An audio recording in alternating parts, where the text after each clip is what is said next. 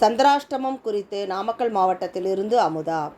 கோச்சார சந்திரன் மாதம் ஒவ்வொரு ராசிக்கும் 8ஆம் இடத்தில் சஞ்சரிக்கும் நேரமே சந்திராஷ்டமம் ஆகும்.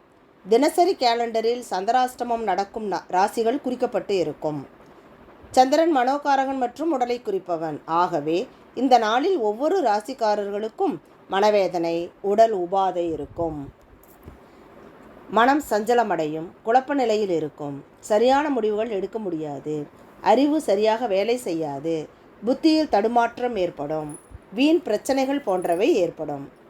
திருமணம் என்பது உடல் ரீதியானது. ஆகையால் இக்காலத்தில் திருமணம் செய்யாமல் இருப்பது நல்லது. அதாவது திருமண நாள் அன்று பெண்ணுக்கோ ஆணுக்கோ சந்திராஷ்டம நாளாக இருக்கக்கூடாது.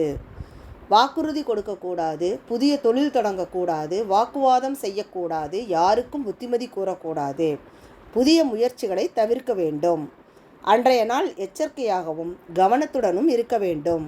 2.25 நாளுமே கவனமாக இருக்க வேண்டும். முடிந்தவரை பேசாமல் இருப்பது நல்லது. இதற்கு பரிகாரமாக அருகம்புல் அல்லது தர்பைப்புல் வைத்து கொள்ளலாம். பர்சிலும் ஹேண்ட்பேக்கிலும் வைத்து கொள்ளலாம். வாழ்க வளமுடன்.